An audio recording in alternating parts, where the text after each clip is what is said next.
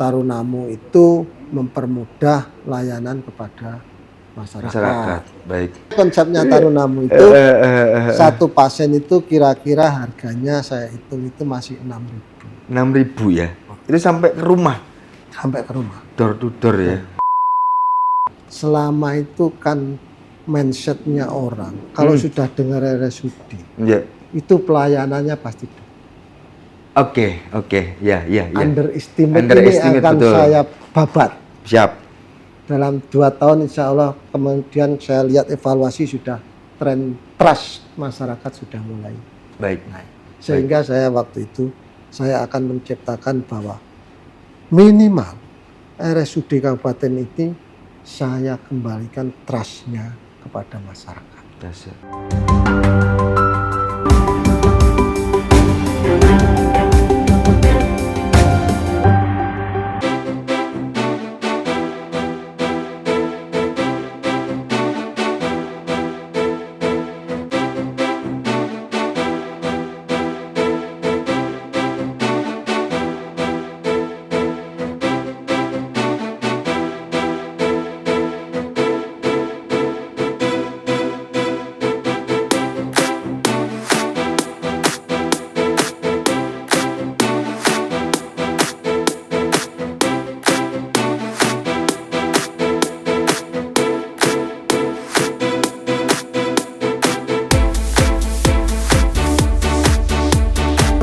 Assalamualaikum warahmatullahi wabarakatuh. Salam sejahtera bagi kita semua. Salam Om Swastiastu, Namo Buddhaya, salam kebajikan. Jumpa lagi bersama saya Randy Nikoramandra, manajer Tribun Mataraman. Bertempat di Kabupaten Kediri. Saat ini saya sudah bersama Direktur Rumah Sakit Umum Daerah Kabupaten Kediri, Dr. Gatut Raharjo. Untuk tahu mengenai perkembangan apa yang sudah terjadi di RSUD Kabupaten Kediri, langsung saja kita sapa beliau. Assalamualaikum warahmatullahi wabarakatuh, Dok. Waalaikumsalam warahmatullahi wabarakatuh. Baik, Dok. RSKK ini kan Rumah Sakit Masyarakat Kabupaten Kediri. Ya. Nah, mungkin apa aja concern ke layanan untuk masyarakat kecil ini, Dok? Boleh disebutkan, Dok? Monggo. Jadi ini bukan masyarakat kecil, masyarakatnya ya diterima, yang besar juga diterima. Ya. Siap. Jadi begini. Jadi concern daripada pelayanan, kita kan sudah ada jargonnya melayani semakin baik. Oke. Jadi itu. Jadi sebelumnya saya perkenalkan, saya Dr. Gatut Raharjo, spesialis anestesi. Ya. Jadi saya bekerja di sini sudah 24 tahun. Baik. Tetapi sebagai pengambil kebijakan, saya baru tahun ketiga. Ya. Dari ini saya melihat begitu karena saya sudah tahu medannya di sini. Jadi memang yang layanan yang perlu saya tingkatkan adalah satu, itu pelayanan dalam emergensi, di mana itu bidang saya juga. Kemudian pelayanan dalam poliklinis, ya. Yang ketiga adalah pelayanan dalam kamar operasi yang memerlukan operasi-operasi sehingga tidak banyak pasien yang dirujuk. Baik. Kemudian yang keempat dengan tiga-tiganya itu kita ada pelayanan rawat inap. Ya. Nah, itu yang harus dipecahkan satu-satu. Ya.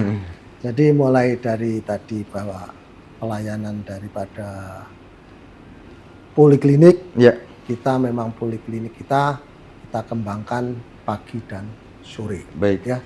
Jadi itu memang baru pertama di Indonesia mungkin ya. Karena waktu itu juga sempat banyak teman-teman yang dari luar daerah, bahkan tetangga-tetangga kita akan yang RSUD itu belajar ke kita. Kita ya. Mantap itu. Ya, itu jadi itu.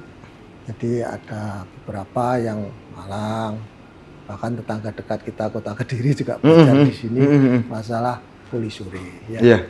Baik, Dok. Itu untuk polinya ya. Oke. Selain itu kita juga menambah semua layanan spesialisnya. Siap. Jadi kita rekrut dengan tidak menunggu PNS, tapi dengan tenaga BLUD. BLUD ya. Spesialis-spesialis banyak yang kita. Jadi spesialis kita sekarang ada 49. Totalnya itu ya, ya? Spesialis. Spesialis. Yang PNS-nya tinggal 23. Baik. Jadi itu kita juga bagaimana menjamin spesialis itu bisa kerasan. Baik. Itu yang kalau klinik. Kalau untuk di masyarakat Kediri, meskipun sudah punya BPJS ya, apakah ketika mereka kemudian datang, terus hanya membawa KTP, apakah tetap dilayani atau seperti apa, Dok? Jadi begini. Siap. Jadi dengan adanya rumah sakit itu ada poliklinik, ada namanya emergency. Siap. Emergency buka 24 jam. Hal-hal yang tidak di emergency itu adalah di poliklinik. Siap. Kalau di poliklinik, sistemnya di sini 96% kan sudah UHSI. Jadi pasien kita hampir 96% adalah BPJS. Jadi kalau dia tidak lewat UGD, lewat poliklinik berarti bukan gawat darurat. Itu tetap ada rujukan daripada Vaskes 1. Vaskes 1 itu bisa pemerintah, puskesmas, atau klinik swasta, atau dokter pribadi. Itu dari poliklinik. Tapi kalau dari emergency itu adalah 24 jam. Bisa KTP tok bisa. Bisa ya. Tapi kalau memenuhi PMK 47 lah. 2023 itu ya. 2023. Kayaknya dokter punya cerita menarik nih terkait PMK 47 2012. Seperti apa, Dok? Dengan adanya kegawat daruratan 5 kriteria itu, memang kita harus betul-betul memberikan edukasi kepada masyarakat. Yang dengan adanya yang belum orang-orang teredukasi, itu kita juga akan terjadinya komplain masyarakat yang tinggi. Nah, ini kalau tidak dicampur tangani dengan pihak yang berwenang, di mana Pemda ya harus melakukan regulasi-regulasi untuk PMK 47. Jadi bukan kita melarang PMK 47 ini. PMK 47 itu menurut saya betul. Benar ya? Betul menurut PMK 47 itu. Supaya masyarakat itu tidak terlalu jauh menjangkau pelayanan. Baik. Nah, itu syaratnya apa? Nah, harusnya ya PMK 47 itu diterjemahkan oleh teman sejawat di dinas, mempelajari solusinya apa. Kalau dari saya solusinya, masyarakat ini sudah terbagi. Baik. Jadi yang ada di Vaskes 1 ini juga terbagi. Kalau Vaskes 1-nya itu buka 24 jam, apakah itu puskesmas atau itu klinik swasta, 24 jam sudah aman sebetulnya. Nah, yang sebagian yang ditangani oleh teman-teman sejawat yang praktek pribadi, itu kan hanya sesuai jam prakteknya, PKS-nya dengan BPJS. Nah, sehingga kalau dia praktek pagi sore lah istilahnya, paling 8 jam. Mentok gitu ya 8 jam, Bro, ya? Iya, siapa mau praktek 4 jam. Di situ nanti kan berarti ada 16 jam orang ini terlantar. Betul. Gitu loh. Nah, ini yang terlantar itu bagaimana? Gitu loh. Ini harus dipikirkan. Oleh Pemda. Gitu loh. Sedangkan puskesmas sendiri sampai sekarang mungkin sudah ada peningkatan pakai jam 6 sore. Nah, jam 6 sore sampai jam 6 pagi, siapa yang bertanggung jawab? Kalau ini misalnya, gampangnya orang ini sakit panas anaknya. Menurut kegawatan tidak ada. Tidak masuk gawat daruratan. Tapi gitu. Orang ini harus diterapi. Betul.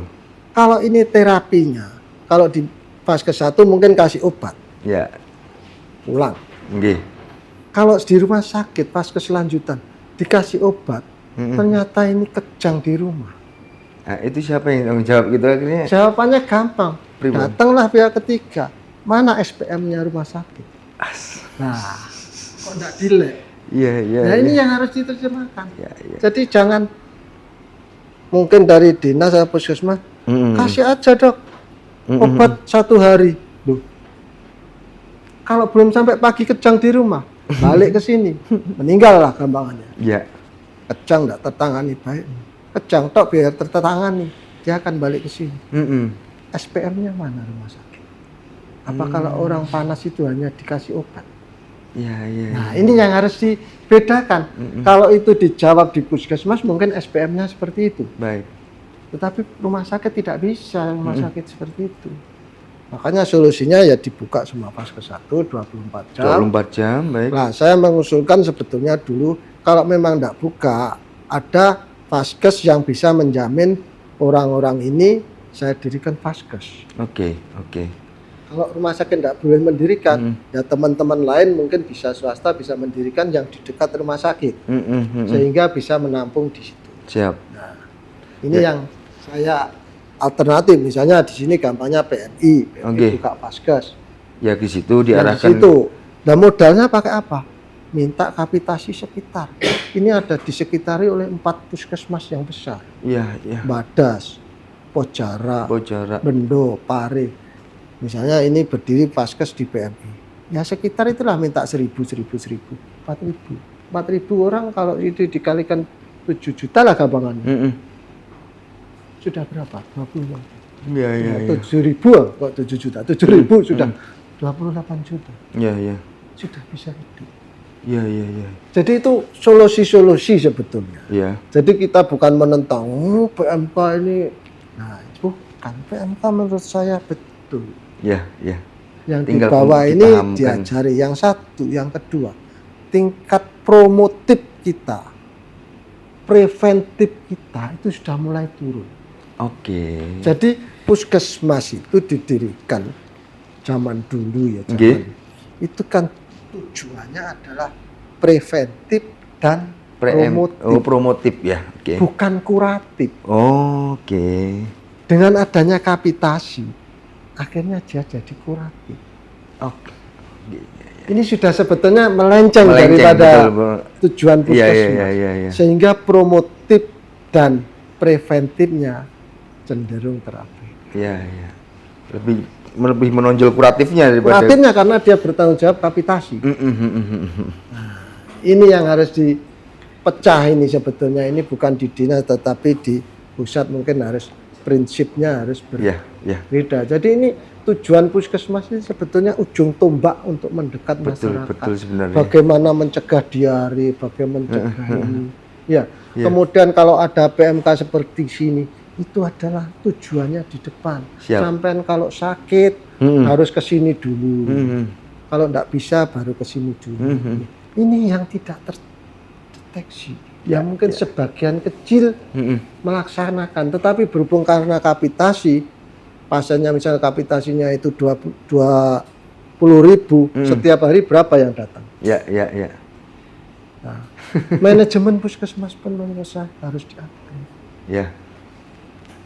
Jadi manajemen itu sangat berpengaruh terhadap output. Siap. Itu loh. Ini proses mesinnya sudah ada. Manajemennya yang belum. Betul. Ya. Nah kalau ini mesin ada, bahannya ada, outputnya kalau manajemennya baik pasti baik. Kalau melihat dari pembicaraan kita bahwa dokter kan seorang pemikir ya, mungkin untuk mengatasi karut-marut ini pernah nggak disampaikan ke pimpinan bahwa sebagai pimpinan RSUD ya maksudnya? Kesampaikan ke Pak Bupati supaya mengatasi karut-marut ini, pernah tidak seperti itu, Dok? Sudah pernah. Akhirnya puskesmas sekarang menjadi ada jam perubahan 6 ya? Iya perubahan sedikit, tetapi jam 6 sampai jam 7 pagi ini siapa ini? Jam 6, oke. Iya. Tetap masih ada kekosongan itu ya? Kekosongan ya, bahkan sebagian ada puskesmas yang 24 jam. Nah, sebetulnya menurut saya, yang saya sampaikan itu bukan rawat inap 24 jam. Siap. Hanya untuk menampung Vaskes 1 pelayanan poliklinik. Oke. Itu 24 jam. Satu. Siap. Itu di dalam kendali Dinas Kesehatan. Yang kedua, ya dokter praktek ini jangan hanya 8 jam. Tambahi dong gitu maksudnya. Ya iya, ini yang 16 jam kemana orang? Iya. Orang ini enggak ada pengampunya 16 jam ini. Kalau misalnya jam 10 malam sakit, harus ke Vaskes 1 karena ini tidak masuk di 47. Iya. Kriteria PMK 47. Nah, terus saya kemana? Nah, dengan itu saya dulu mengusulkan mendirikan puskesmas layanan Vaskes 1. Sehingga bisa terkoordinir. Itu sudah saya sampaikan salah satu. Baik. Kalau terkait agak nyepil sedikit mengenai layanan universal health coverage. Kalau di pelaksanaannya di RSKK seperti gimana, Dok? Sebetulnya kita tidak membedakan pasien itu di cover BPJS atau pasien umum. Karena kita punya standar pelayanan. Baik. Jadi tidak ada standar pelayanan BPJS, standar pelayanan nggak ada.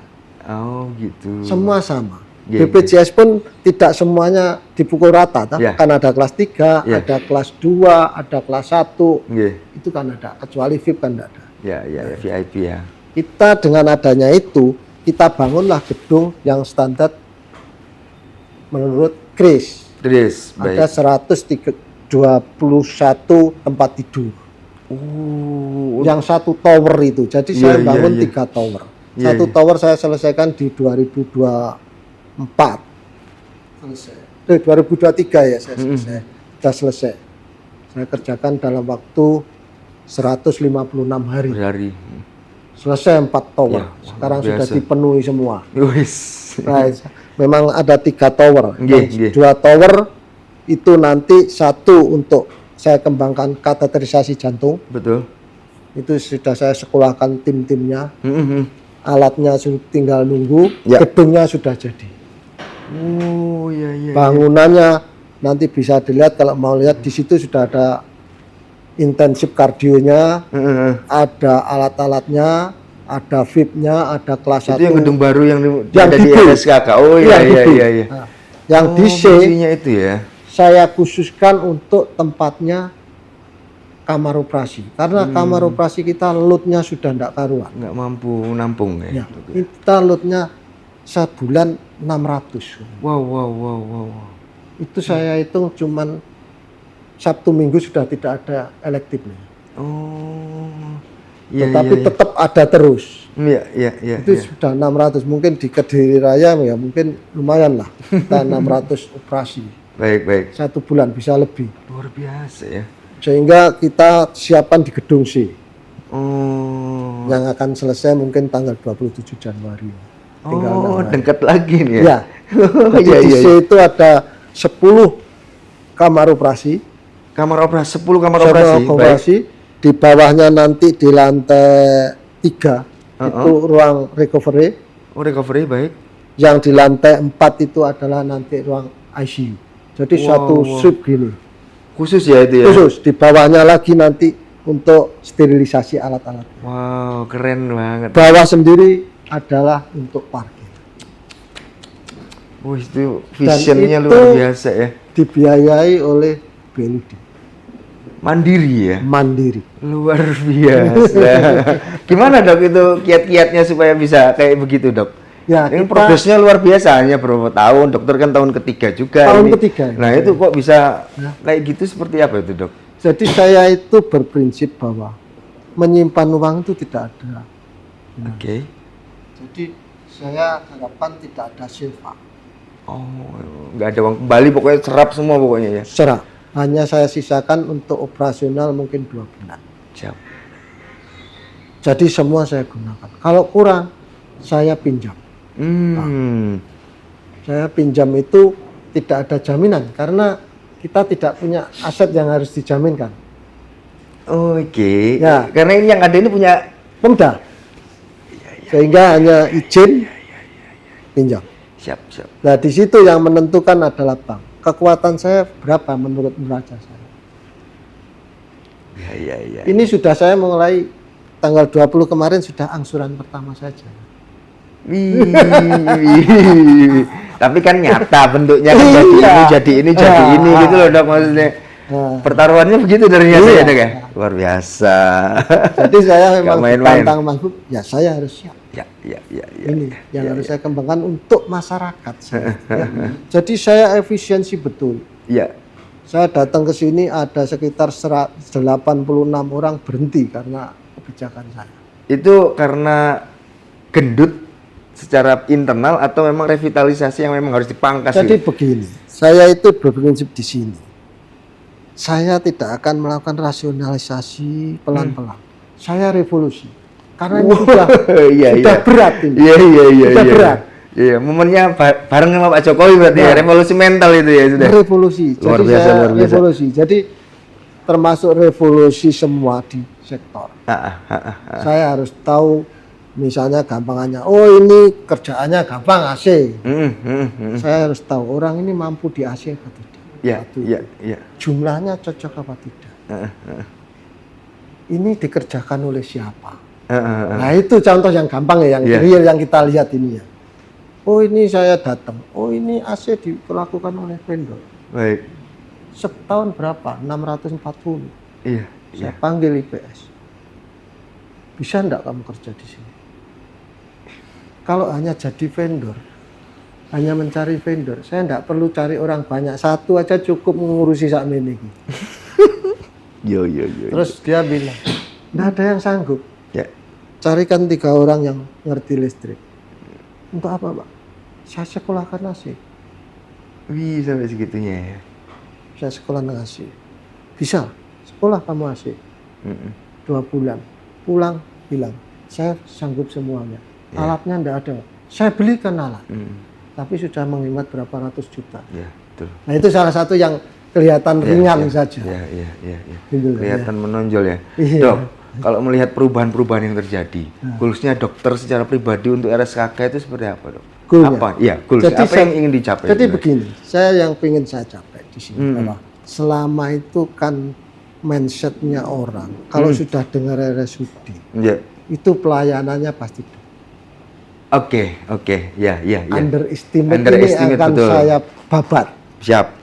Dalam 2 tahun insya Allah, kemudian saya lihat evaluasi sudah tren trust masyarakat sudah mulai baik. Naik. Sehingga saya waktu itu saya akan menciptakan bahwa minimal RSUD Kabupaten ini saya kembalikan trustnya kepada masyarakat. Itu aja. Iya. Itu selama di sini saya 24 tahun. Ini sudah ketinggalan dengan rumah sakit kecil-kecil di sekitar. Iya. Masuk RSUD orangnya sudah katanya jahat, sudah sakit dimarahin, hapus. Jadi merubah image itu ya? Merubah membangun branding baru lagi. Sebelum merubah masyarakat, harus merubah mindset pegawai sini. Oh betul. Mindsetnya dirubah sendiri. Kalau Anda merasa PNS, saya digaji pemerintah, lebih baik kamu nikmati gajimu, duduk di sana, tidak mengganggu saya. Betul. Ya gitu ya, sampai penekanannya begitu ya? Iya. Karena saya makanya di sini nih, teman-teman ini juga saya angkat jadi pegawai BLUD. Iya. Karena saya tekankan, kalau Anda pegawai BLUD, itu harus berjuang memajukan BLUD. Hidup mati Anda adalah BLUD. Tapi kalau yang PNS ini bangkrut, dia pindah puskesmas masih bisa. Ya. Makanya di sini saya tidak mengejar, ada pendaftaran PNS. Iya. PNS yang di sini saya lakukan brainstorming. Saya rubah mindsetnya. Evolusi mental udah yang Bapak bawa tadi. Iya, jadi ini yang harus. Jadi sebelum bergerak ini harus disamakan visi kita semua karyawan untuk maju. Ya. Dan untuk efisien. Betul. Gitu loh. Menarik Dok. Kalau kita agak melenceng sedikit ya Dok, terkait rumah sakit itu kan biasanya bermitra dengan BPJS. Mungkin dokter punya cerita atau pengalaman menarik mengenai BPJS seperti apa Dok? Jadi begini, BPJS itu kadang-kadang kita sekarang itu adalah banyak yang terjadi peraturan yang sebetulnya peraturan itu sudah ada, tetapi tidak diumumkan atau kita tidak ditegur kadang-kadang. Menurut saya kan ya salah juga kita. Peraturannya ada, kita dibiarkan. Begitu sudah bertahun-tahun disuruh mengembalikan. Nah ini yang harus. Jadi BPJS itu sebagai regulator, sebagai pembayar. Dia kalau salah tidak ada salahnya. Karena selalu berlindung di dalam Permenkes. Permenkes. Jadi Permenkes ini saran saya sekarang semua ini di sini saya sarankan ada Permenkes biarpun itu belum disosialisasikan BPJS, tangkepan dulu. Karena pengalaman itu Permenkesnya 2020 baru dia bengok-bengoknya 2022. Suruh bayar yang mundur. Nah, ini jadi BPJS itu diam-diam tapi nariknya di belakang. Baik. Ya, jadi saya sekarang begitu ada Permenkes harus dipelajari di sini. Nah, ini yang harus sebetulnya ditangkap oleh teman-teman Vaskes 1. Kembali lagi ke Vaskes 1. Jadi kalau BPS suruh sosialisasi tidak mau. Saya bukan hak saya. Itu kan Permenkes. Yang di Permenkes turunnya ke Dinas Kesehatan. Yang berhak menyosialisasikan adalah puskesmas. Iya. Harus begitu ya. Harus itu. Jadi tidak ada salahnya ini aturan. Baik dok. Terakhir nih dok, RSKK Kediri kan punya terobosan program baru namanya Tarunamu.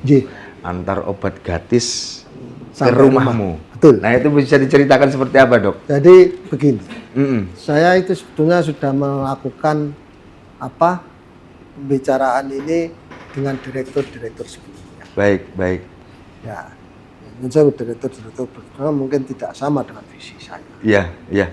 Ada satu direktur ternyata diakomodir saat beliau jabat di sini. Siap. Karena itu sudah saya ciptakan sebetulnya sebelum saya sebagai pengambil kebijakan. Tapi pernah saya usulkan direktur itu sebenarnya banyak kendalanya gini. Saya bilang gini, loh, ini kan layanan. Siap. Kendalanya di mana? Kendalanya di payung hukum gini. Ya payung hukum itu yang kita buat. Iya. Jadi memang ini juga saya satu ya, Tarunamu itu mempermudah layanan kepada masyarakat. Baik. Tetapi kendalanya masyarakat itu kadang-kadang masih diantar pun ada sebagian yang pengen menerima langsung obat itu. Datang ke sini gitu ya. Jadi habis diperiksa sebetulnya prosedur yang ada di sini. Iya. Dari pendaftaran dilayani oleh dokter. Dokter kan SIM RS kita sudah jalan, kita perlu harus nulis langsung ke apotek. Iya. Di apotek tinggal dapat karcis. Iya. Nah itu harusnya didaftarkan ke pendaftar Tarunamu. Nah ini banyak yang namanya orang desa. Saya di rumah nonton gak ada HP. Nah, padahal syaratnya kan ada nomor HP untuk dihubungi sampai di rumah. Iya. Ya sudah itu enggak apa-apa. Tapi ada juga yang begini, di situ ketemu temennya ngobrol, mau dilantarin ke rumah, saya milih di sini aja sambil ngobrol. Nah, inilah Tarunamu. Jadi sebetulnya konsepnya Tarunamu itu satu pasien itu kira-kira harganya saya hitung itu masih 6.000. 6.000 ya? Itu sampai ke rumah? Sampai ke rumah. Door to door ya? Tapi ini masih saya bicarakan lagi mau saya bicarakan dengan pos. Oh, jasa pengantaran itu? Pos. Karena kita yang antar itu biasanya sekitar 300. Dari pasien 600-an, 50% masih seneng nunggu. Oh, iya. Yang kita kira sekitar 300-350 ini yang akan saya bicarakan lebih hemat mana. Karena tim saya itu ada 5 di sini. Menjangkau sampai seluruh Kabupaten Kediri. Wih. Itu yang mengantarkan atau yang mendata-data yang 300 tadi, Pak? Begitu datang resep, yang di situ sudah ada 2 loket, 1 loket untuk antrian, 1 loket untuk daftar. Untuk melayani. Begitu daftar itu sudah dibagi oleh timnya, ini zona sana ada 5. Nah memang datang obat itu adalah sore. Siap. Nah itu loh. Nah ini kan karena obat-obat yang tidak harus segera, bukan emergensi. Bukan darurat. Ini dengan 5 orang saya hitung dengan gaji dengan ini sekitar 6.000-an Mas ya. Harganya per paket. Per resep. Jadi poli itu sebetulnya kalau menurut saya itu secara bisnis itu tidak akan untung banyak. Karena saya hitung dokter sekian, ini sekian, obat sekian, kalau kena penunjang sekian sudah tambah. Jadi kalau rata-rata 1 hari 1 pasien di poliklinik ini untungnya tidak akan lebih 20.000. Jadi kalau pasien saya 700-800 paling 14 juta. Sehari dok? Kecil. Oh kecil ya? Kali 30 hari. Saya bayar berapa? Siap. Nah, jadi poli itu saya buat senyamannya. Itu sebagai promosi saya. Mengambil peran puskesmas tadi yang tidak maksimal sebenarnya. Nah makanya itu poli pun itu semuanya masih poli tahun 74. Iya. Jadi bentuknya masih kayak sepur. Iya. Tapi pelayanannya kan mudah. Tetapi itu nanti harapan saya tahun Siap. 2027 saya kalau sudah bernafas untuk di belakang. 2 tahun lagi saya ciptakan poli di seberang itu. Wow. Itu nanti saya bentuk gini. Wow. Itu set plan-nya saya sudah ke arsitek, sudah jadi. Wow. Menarik itu, menarik. Nanti kita ulas di pertemuan berikutnya ya, Dok, gitu ya. Itu set plan-nya seperti itu. Nanti poli itu menurut Kemenkes harus terintegrasi rumah sakit. Saya pakai bridging, jembatan, tapi tidak naik tangga. Saya pakai eskalator. Wow. Di tengahnya nanti bisa saya kasih jualan. Iya. Ini yang 2027. Jangka panjangnya seperti itu. Baik dokter, terima kasih atas waktunya. Baik Tribuners, itu tadi bincang santai saya bersama Direktur Rumah Sakit Umum Kabupaten Kediri, Dr. Gatot Raharjo. Semoga bisa diambil hikmah dan manfaatnya. Sebelum saya pamit, saya sampaikan terima kasih dan semoga ini bisa menjadi hikmah buat kalian semua. Assalamualaikum warahmatullahi wabarakatuh. Download Tribun X sekarang. Menghadirkan lokal menjadi Indonesia.